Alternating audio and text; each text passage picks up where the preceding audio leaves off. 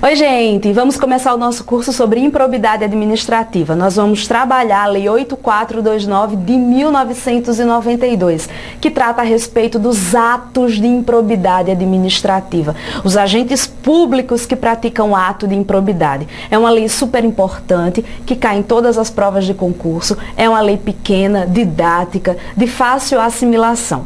Como será o nosso curso? Vocês têm à disposição de vocês aí no material de apoio a lei e uma tabela com todas as penalidades. É muito chato de estudar essa tabela? Não, é ótima. Chato é você estudar pela lei, porque fica difícil você memorizar. Pela tabela vai facilitar seus estudos. Então vocês vão imprimir a lei, vão grifar, quando eu grifar daqui, você grifa daí, e vai imprimir também a tabela. Nessa tabela vai facilitar para que vocês memorizem os atos de improbidade administrativa com as suas penalidades, porque isso é muito cobrado na prova, tá bom? Então vamos lá. Vamos começar no artigo 1º, que diz o seguinte: os atos de improbidade praticados por qualquer agente público, servidor ou não, contra a administração direta, indireta ou fundacional de qualquer dos poderes da União, dos Estados, do DF, dos municípios, de território, de empresa incorporada ao patrimônio público ou de entidade para cuja criação ou custeio o erário haja concorrido ou concorra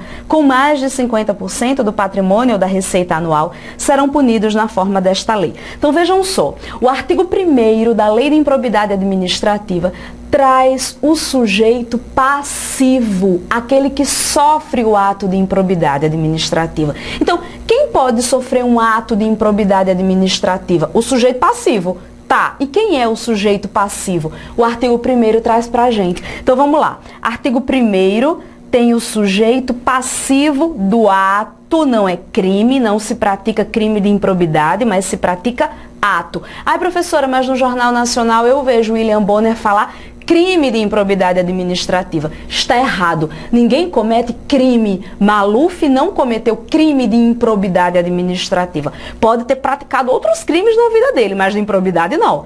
Porque ninguém pratica crime de improbidade, pratica ato.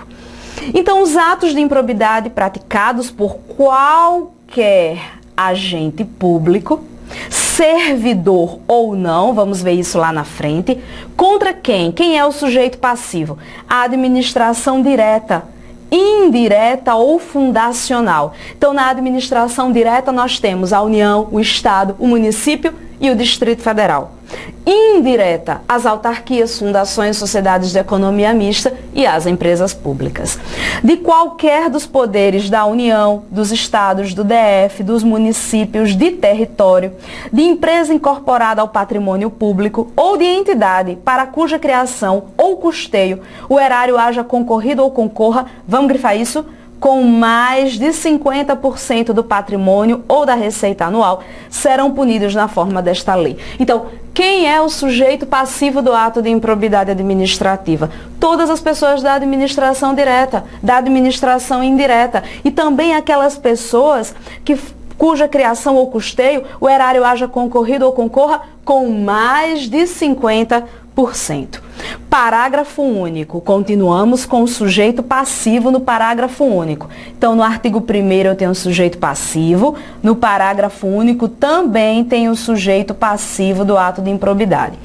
Estão também sujeitos às penalidades desta lei os atos de improbidade praticados contra aqui, o patrimônio de quem? De entidade que receba subvenção, benefício ou incentivo fiscal ou creditício, de órgão público, bem como daquelas para cuja criação ou custeio o erário haja concorrido ou concorra com menos. Perceba que lá no artigo 1º o caput está falando mais. Aqui está falando menos. Menos de 50% do patrimônio ou da receita anual, limitando-se, vamos grifar esse finalzinho, limitando-se nestes casos a sanção patrimonial, a repercussão do ilícito sobre a contribuição dos cofres públicos. Então, quando ele fala fiscal, você pode pensar que aqui é uma imunidade, uma isenção de determinado tributo. Então, imunidade, isenção de determinado tributo. Quando ele fala creditício, vocês podem pensar num financiamento com juros reduzidos. Então, veja, ele diz: estão também sujeitos às penalidades desta lei os atos de improbidade praticados contra quem? Patrimônio de entidade que receba subvenção, benefício ou incentivo fiscal creditício de órgão público, bem como daquelas para cuja criação ou custeio o erário haja concorrido ou concorra com menos de 50% do patrimônio ou da receita anual, limitando-se nestes casos a sanção patrimonial à repercussão do ilícito sobre a contribuição dos cofres públicos. Então vejam o seguinte, no caput do artigo 1º, a lei de improbidade administrativa protege toda a pessoa. Por quê? Porque aqui está dizendo que são as pessoas que recebem mais de 50% de grana pública.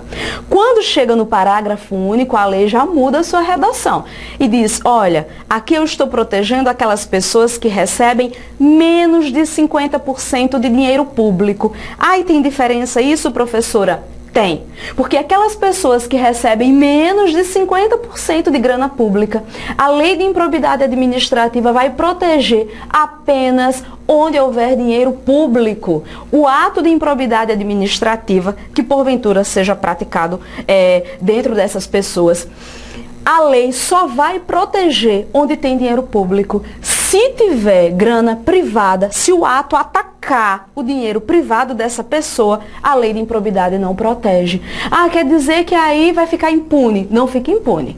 A pessoa, o agente, será responsabilizado pelas regras privadas, lá pelo Código Civil, Código Penal, por exemplo, mas não pela lei de improbidade administrativa, porque aqui, gente, o que a lei quer proteger é a grana pública. Então, se aqui essas pessoas elas recebem menos de 50%, lei de improbidade administrativa, eu só vou me preocupar quando tiver grana pública. Então, o ato praticado, ele vai atingir a grana pública? Vai. Então, eu protejo.